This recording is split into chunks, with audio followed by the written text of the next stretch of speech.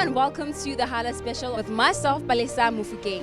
The day is finally here. We are at the Forbes Women Africa Leading Women Summit that is taking place at Sunbeat Arena Times Square in Pretoria. Now, as you know, this is the day that will gather trailblazers, world changers, history makers, and luminaries. And we're here to say, women, we see you, we hear you, we feel you. Now, this year's event will be themed Women 3.0 Icons and Ideas Shaping Africa. Stay tuned for more.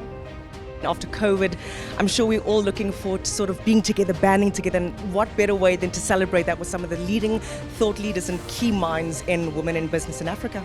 I'm looking forward to all the inspirational leaders, women leaders that we're going to hear from. I'm happy to be here, and I'm looking forward to collaborating with other like-minded women because I'm visiting from Zambia and it's my first in-person event. So I'm very excited and looking forward to what's possible. It's an opportunity for me to grab by both hands. And if the pandemic comes back again, I would say I have been to this Forbes event and it's a dream come true for me because as I grew up, this is the kind of platform I've always wanted to be part of. I think, I came all the way from Swaziland, well now known as Eswatini, just to, get motivated and get inspired.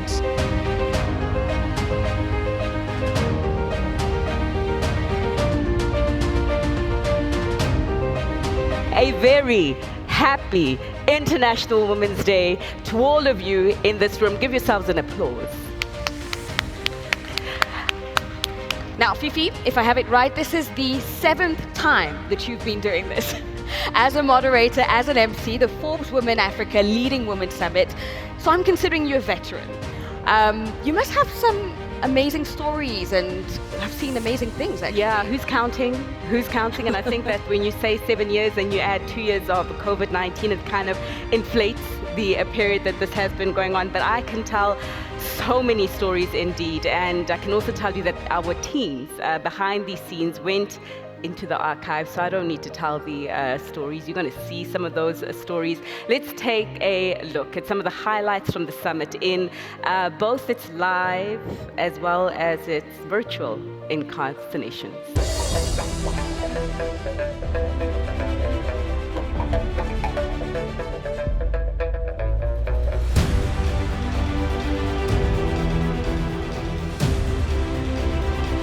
I would say that everyone has issues that they've experienced in their life, whether that be health, whether that be demographic, upbringing, whether that be, the opportunities that you haven't had. I think that just take the leap. I was living with people whose mindset was, make your own money, go to school, so it's not like you're waiting for someone to come take care of you.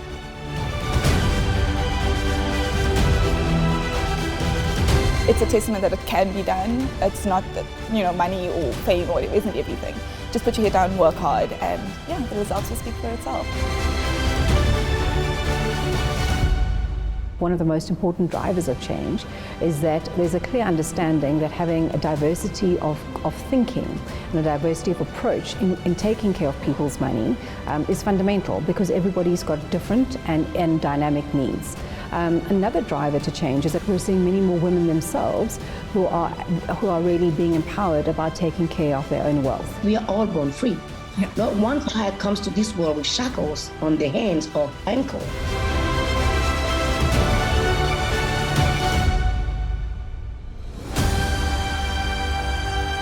We have to keep going until we are totally emancipated, until there is equality in all areas of human endeavor, until we are free as women. This reminds us of the important role that women play in our lives. However, it does not end here. We need to consciously celebrate every day as a constant reminder that we would not be in this world without a woman. We cannot deny that women everywhere are making auspicious moves in the workplace and in their environments. They are taking more risks and they are preparing themselves to take on more challenging roles. We grew up in the society whereby, people perceive certain stuff about you before you can even live the life. And if you conform to that, then it becomes a problem because you don't get a way to find yourself or to know what you really stand for. Most of the colossal female powerhouses on the African continent, they know what it's like to push boundaries, excelling in their professions whilst also raising families. You learn so much about different people's journeys. There's not one path to success, and I think it's been really cool just to get different points of views today.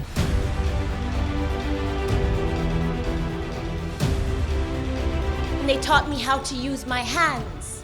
They also taught me how to carry, how to hold, how to guide. They taught me about my body, my heart, my soul, and my mind. And every woman who held me, molded me.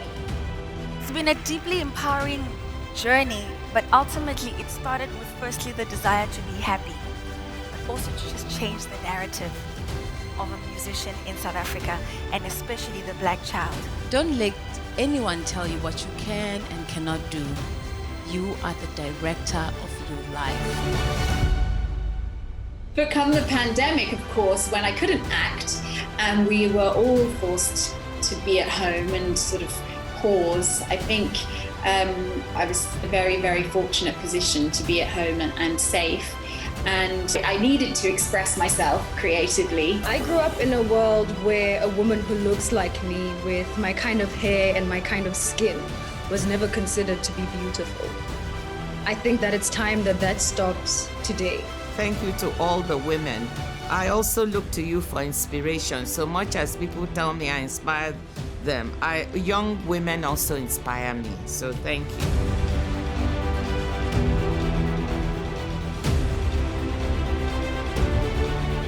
The reality is that we always just have to be focused on just being able to move forward and be focused on the areas that we're responsible for, and to do so whilst also contributing towards supporting those around us. You need to step out from the boxes of stigmas to create a space for all women to come after you. Use your power to empower others. What follows is the most incredible experience of marine life. Beautiful fish and beautiful moray eels. But what ultimately happens is my sense of belonging. My name is Zandile Njoko, and I'm a proud African woman. I am Sarah Kumalo, and I am a proud African woman. I am Nozuko Teto, and a proud African woman. I am Caitlin Riskrantz, and proud to say that I've made history at just 18 years old. I am a bold and proud African woman. I stand here today, a circumcised woman and a proud African woman.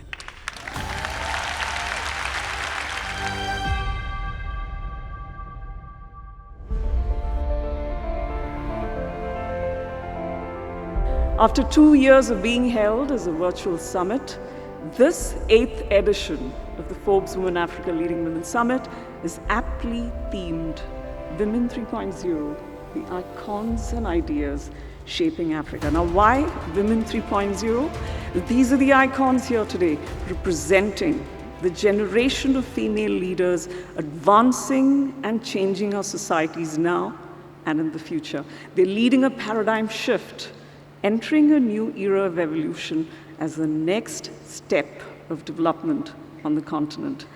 I'm extremely pleased to stand here today to welcome all of you, including Your Excellency Dr. Naledi Pandor, the former First Lady, ambassadors, and many other distinguished guests, and all the delegates. I'd also like to welcome Mr. Rakesh Vahi, the visionary Vice Chairman of the Avian Group and founder and publisher of Forbes Africa, as also Mr. Sid Vahi, the Executive Director of the Avian Group, and Mrs. Roberta Naika, our very driven and dynamic Managing Director. As this conclave of leading women, with the pandemic still lingering as a very bad memory in our immediate history, a war still raging on in another part of the world, and climate dystopia at the world's doorstep, let us ignite historic shifts for a common future. And with our brand of trusted, best-in-class journalism, and as the gatekeepers of content, we are the ones, the storytellers, writing the first rough draft of history. And that indeed is the best part of Forbes Africa for me, that my inbox every morning throws up the interactions with everybody from every walk of life, from politics to arts to sports to business to music, pretty much like this room today.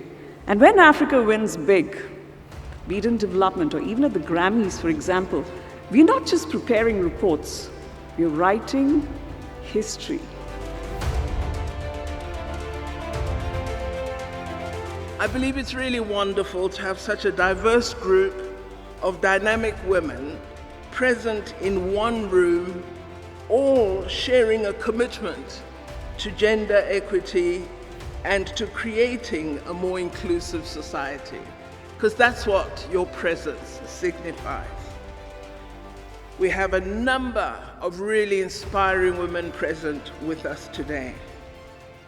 This is indeed an illustrious gathering, and it's absolutely wonderful that women in Africa have made such advances that they can gather as leading women in Africa, because that's what you are. One of the beauties of being young is you believe everything has been done. When you're successful at 35, you say to yourself, the world is my oyster. But there are many up and coming still to reach 35. And your task is not to rest on your laurels, but to ensure that the path for those who are 15 and 16 is cleared so that when they are 35, they will be the CEO. This is the task that we have before us. And what you must look at in the institutions in which you work, in the companies in which you lead, you should ensure that the path is cleared so that young women don't have to strive in the manner that older women or even women of your age in the 30s have had to struggle. Your presence means the path to leadership and success is eased because you recognize that you are not the end, you are a trailblazer, and the light you write is one of sustainable women leadership. That is the task that we have. So never relax. Continue to strive so that others may be where you are. Oh, choo, choo, choo, choo. Oh, no, no. Oh, no, no. Guys, when I say hololo, you say halala. Oh, no, no. Oh, no, no. There's this word that kept me going all these years. It wasn't easy at all. Perseverance. If it wasn't for this word, perseverance, I wouldn't be here today. I was born in KZN in a small township called Hammersdale. I was raised by a single parent, my mother. There were times whereby a day will pass with no food. I will go to school with an empty stomach. I will go to school without shoes. Remember, I wanted to be a singer, not a backing singer. So I was starting to lose hope already. But I'm also happy that I didn't lose hope. I kept on fighting. I kept on saying, you know what, Chinomcebo, one day you are going to become the artist that you want to become. One day you are going to be like maybe artists like Beyonce or whosoever that you see on TV. The song became very big in a way that even today I'm still shocked. This is the first song in South Africa to reach more than 500 million views on YouTube, going for 1 billion. And I'm happy that I wrote this song in my own language, isiZulu. By saying that, I want to tell someone who is sitting there or someone who will be watching this or listening to this that you must never ever look down on yourself just because you are coming maybe from a poor family or from two-room, or maybe you must never ever think that you need English for you to conquer. I can't hear you there.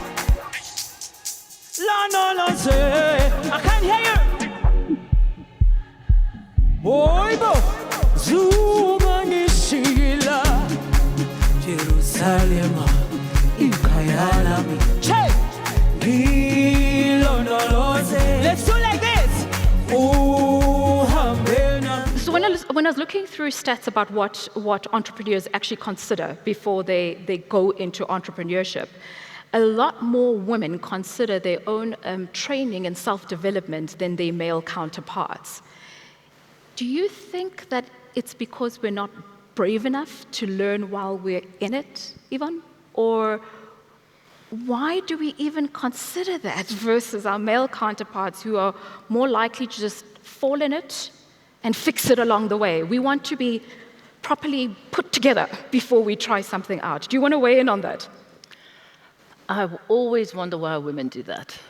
Why they expect to be 150% ready, and men will just step in and say, I'm ready for the role. Right. In our organization, we actively look out for our women. We are 61% women-led. We have 64% of our restaurant managers are women. Mm-hmm. So we actively enhance them and make sure that they're made ready now and not ready in the future. So you actually actively are part of their training right through the system. Like I said earlier on, with 30% owner-operators, and our leadership is 40% women. So this is not a mistake. It doesn't happen overnight. Mm-hmm. It is dedicated focus on women and in making sure that you're leader. Actually, it's gone up to 46% women-led. We promoted 2 more women. Mm. So I would have wanted to tell the Minister, Naledi Pandor, that this company looks after its women. So women should also themselves step up to the plate and say, I am ready. My individual development plan is in place, and put my hand up and say, I'm ready for the next level. What the world can learn from Africa's young people. Aya Chebi is a Pan-African feminist and Tunisian diplomat whose mission is the liberation of African women and girls. She rose to prominence as a voice for democracy and a political blogger during Tunisia's peaceful revolution in 2010-2011, which toppled a 23-year dictatorship. She is one of Forbes Africa's 50 most powerful women. As millennials, we made the news until we became the news. But the newsrooms forget that it is young women who've been on the front line of this activism. And like many young women, I was on the streets, I got arrested, I got jailed, I got blacklisted and deported from other African countries. And it made me a fearless activist, but I thought at some point I've been focusing on the bad guys. Voice is not enough if we're not having a seat and a say at the table. 65 is the average age of African leadership. 20 is the average age of the population. We have to do something about this, I thought. So I jumped into the belly of the beast to shake things up in the corridors of power. I became the first ever African Union envoy on youth, the youngest diplomat in the organization, working with 55 African states, 55 egos. And I carried the responsibility of 400 million young Africans. We have several programs at Coca-Cola. One that I'll note is 5 by 20, which closed in 2020, but the target was to economically empower 5 million women globally by 2020. We exceeded that target. We economically empowered 6 million women by 2020. And again, as usual, 2 million of those women were from Africa. So again, blazing the trail there. But we're talking about a current program that we launched last year called Jamii Femme. It's a partnership with the Coca-Cola Foundation and an organization called Women in Africa. And the objective is to target 20,000 women directly, providing support in terms of mentorship, in terms of creating networks, and actually running specific boot camps with these women across 10 countries in Africa. You know, one thought I had, and if we can achieve even a fraction of that thought, is there are a lot of women entrepreneurship programs. They would typically get a woman from grassroots to OK. Very rarely do I find a businesswoman that's come out from those programs and ended up being one of the biggest known names in a particular business. Very often, there usually may be maximum somewhere like where I am, and I work for a company, I don't own a business. So we have to look at how to keep growing these women and not stop at that immediate level. And my dream is really to see millionaires and billionaire women that come out from these kind of programs.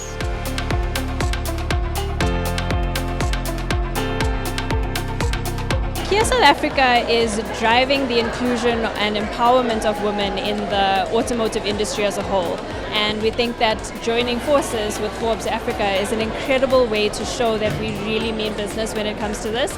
And we really want to focus on development of women, recruitment of women into the industry, and just all-round empowerment. What are some of the strategies that you have implemented in your business that are targeted at women development going forward?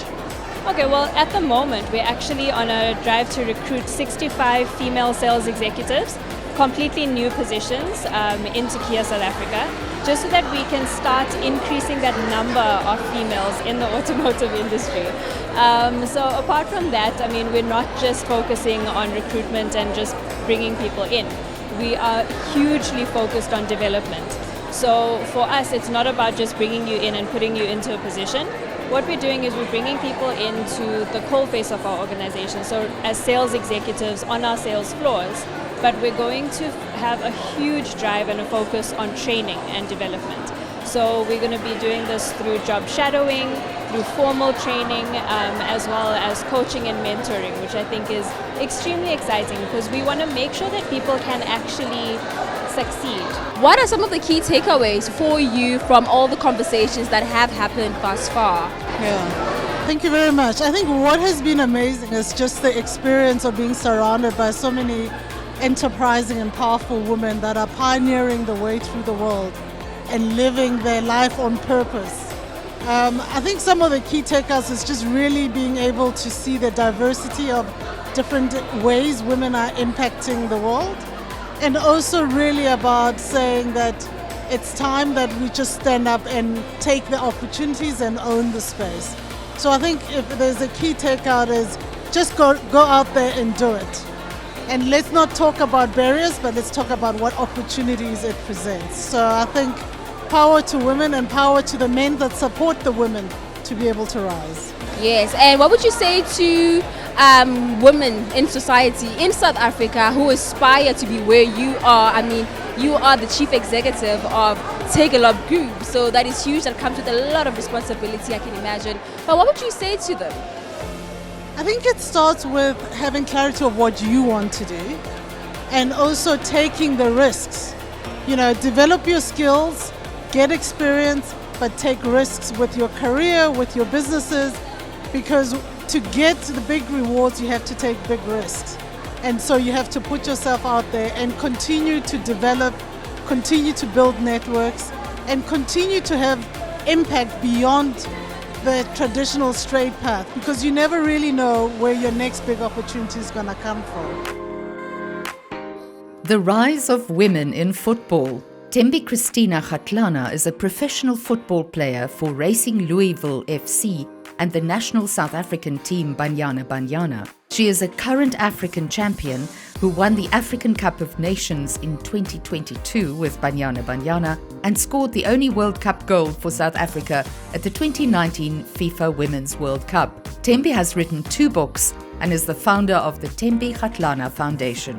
When I started playing football for a long time, I've been told girls don't do that, and that is why I recently wrote my second book called Girls Don't Do That with Nicholas Kekines to address some of the issues that our culture, our generation, or people around us are making girls, especially at that young age, feel like they do not belong or feel like football is not meant for them. So I think I'm really privileged to have lived the kind of life that I've been living and making sure that I do inspire the next generation with my story.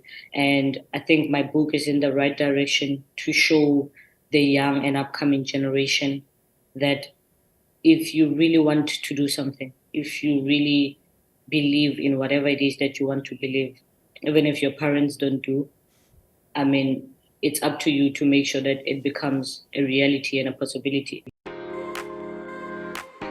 The Right Honourable Patricia Scotland KC is the 6th Commonwealth Secretary General. She's the first ever woman to hold the position and the second from the Caribbean, her home country being Dominica. Having trained as a lawyer, Patricia became the first black woman appointed to the Queen's Council in 1991, and at age 35, she was also the youngest ever QC. Good day to you all. I want to thank you for inviting me to join you. I wish I could be with you in person, but I'm grateful for this opportunity to join you virtually. I pay tribute to Forbes Africa for your work to promote women changemakers in business, society, and life as visible role models for young people. And I recognize your work to make the Leading Women's Summit such a prestigious calendar event for women on the African continent and around the world. That is why summits such as this are so vital. So I ask you all to dig even deeper with me, as I will with you, to make a Commonwealth and a world in which all women can play an equal role and have an equal share in our collective success. Amina J. Mohammed is the Deputy Secretary General of the United Nations and Chair of the United Nations Sustainable Development Group. She previously served as Minister of Environment of the Federal Republic of Nigeria, where she steered the country's efforts on climate action and efforts to protect the natural environment. Warm greetings to you all. I am pleased to join the Forbes Women Africa's 2023 Leading Women's Summit in Pretoria, South Africa. On today's International Women's Day, we are here to celebrate the achievements, creativity, and leadership of women across Africa and the world. Convenings such as this summit provide opportunities for women trailblazers to connect and share a new vision for the continent. When women leaders rise, they rise for all. We rise for universal access to quality education and social protection. We rise to save lives, livelihoods, and our planet. We all have a role to play for people and for our planet. Let's do this together. Let's get there together.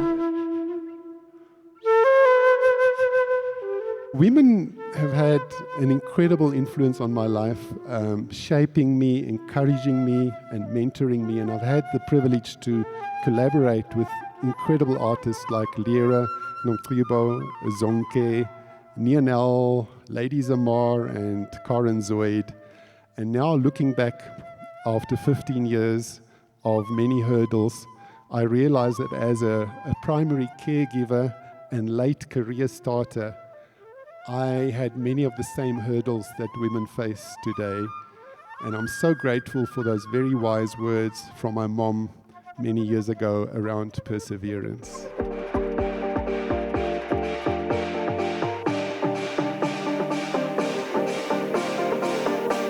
I must come to you, Maureen.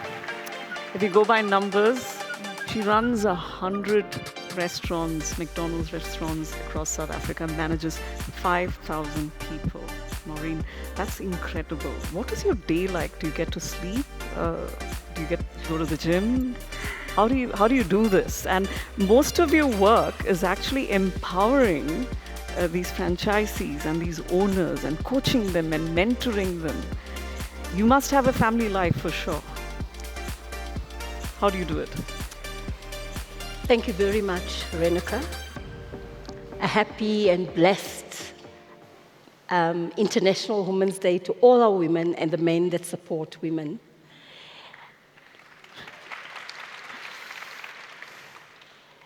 You know, Renuka, running 100 restaurants, even more than that, is simple when you work through your people.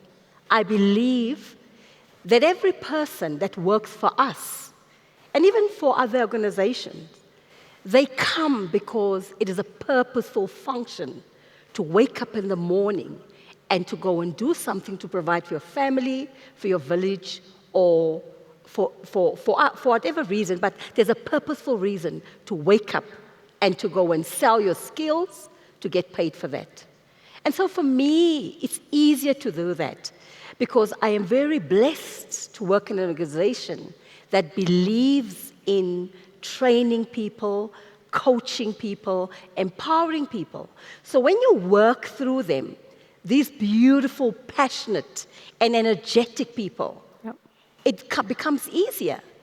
But giving feedback and collaborating with them, and really creating an environment where they're comfortable, where you actually recognize them and give them an opportunity to rise.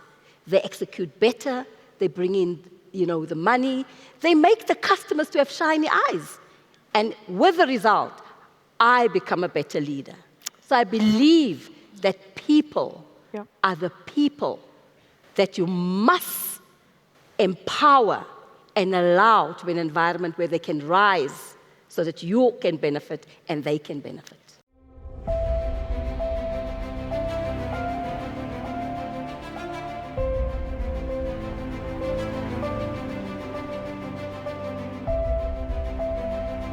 I waited for 2 years for my parents to save money so that I can enroll at a flight school. In 2021, I started my own nail business so that I can save money to buy things that I will need at the flight school. Luckily, I managed to save enough. The 2 years were the most challenging years of my life because all of my peers were in universities and I was at home fighting for my way up, and the pressure was getting worse and worse. But I knew what I wanted. I knew my dream. In 2022, I started my pilot trainings at Vonnerbom Airport. Until many years later, God gave her me a second chance, her key back into the creative space. And in realizing this, she did everything to make sure that I was seen. She would send me to the front of every audience she could get her hands on. She took out loans to take me to the studio. Man, my mom did everything, and I'm so grateful to her. So, a while from then, we realized it was time to go mainstream. So we had to tell everybody because, man, this was big. It was major. And not just for me, it was big for my mom. It was big for the rest of the family, the friends, the neighbor. Even the pastor had to know that, man, I was gonna become a superstar. I am Caitlin Rawson. I am a tutor, an influencer, a world champion pole dancer, and I am a proud South African woman. Whatever you want to be, definitely you will be. I am Salima Mukansanga, FIFA referee from Rwanda, proud, proud, proud African woman. My name is Ayaka Melita, Indombi Yasemachaweni. And I am a proud, proud, proud Black African woman. Amanda! Amanda!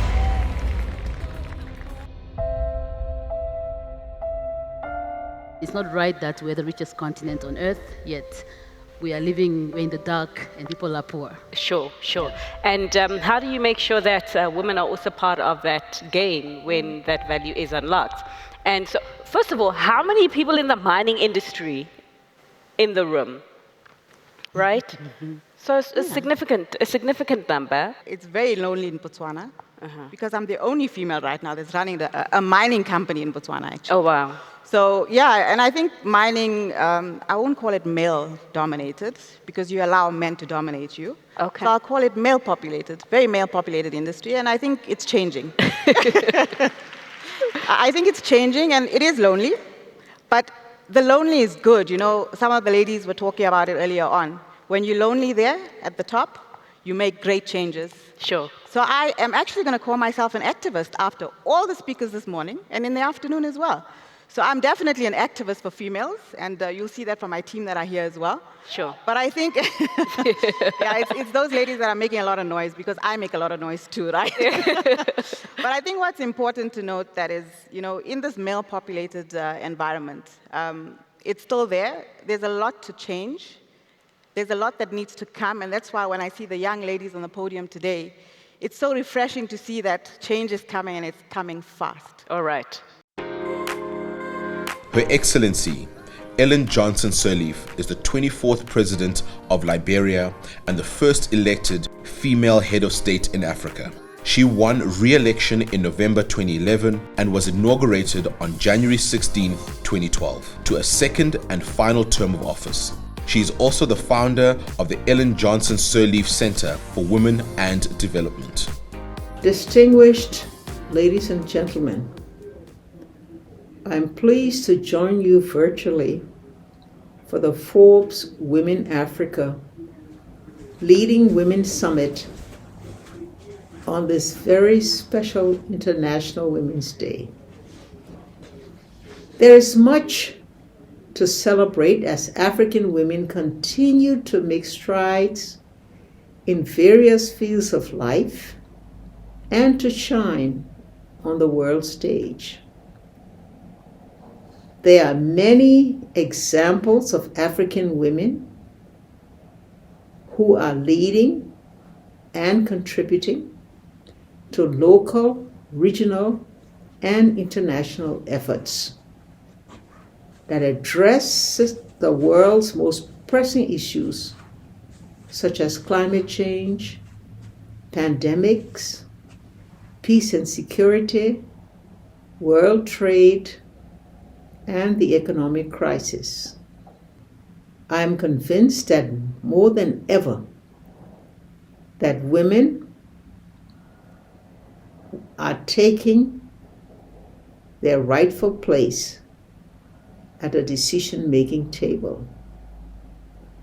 But to do this, we must all work toward creating an enabling environment and continue to monitor progress made for women's leadership.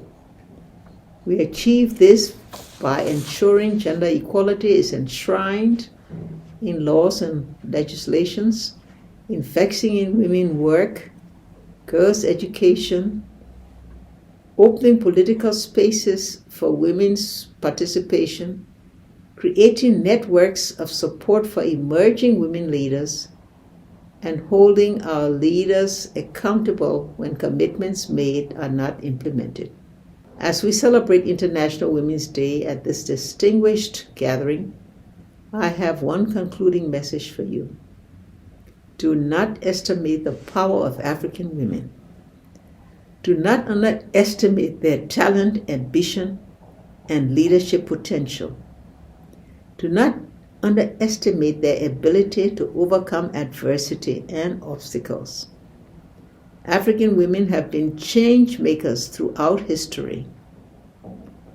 And this is the reason why they must lead the way toward a more just and equitable future for the continent.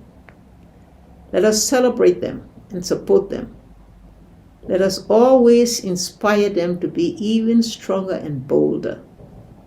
Let us show and tell the stories of the many unsung heroes. And by this means, let us continue to acknowledge and recognize them, not only on International Women's Day, but every day. I wish you a happy and International Women's Day.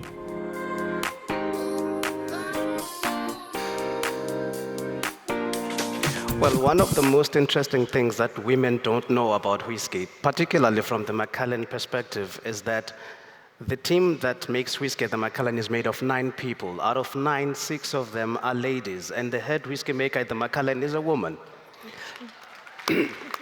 And if you study whiskey close enough, you'll discover a very simple truth that you can pick up in the room. The best nosing people in the knowledge of the aromas of the whiskey also tend to be women. Oh, wow. So before we talk about consumption, let's first appreciate the fact that they are involved in the process of production. We are just in the back end when we are viewed as people who appreciate it. So in my heart of hearts and in my involvement of the Macallan within the continent, it has always been trying to identify and mimic what we do at the distillery by seeing those women that have the same potential and give them that platform to excel. When we started that program, for instance, we had a lot of brand education team that was male-driven.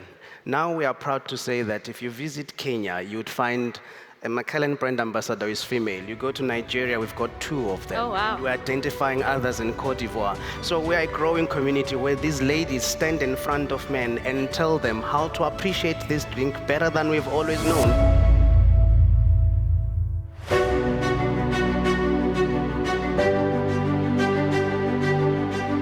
Well, that's all we have for you in this year's Forbes Women Africa Leading Women Summit. As you can see for yourself, the day was quite packed with conversations from women who are at the forefront of shaping the future for Africans and the world. We hope that you were inspired, but that's all from me, Palisa, and the team.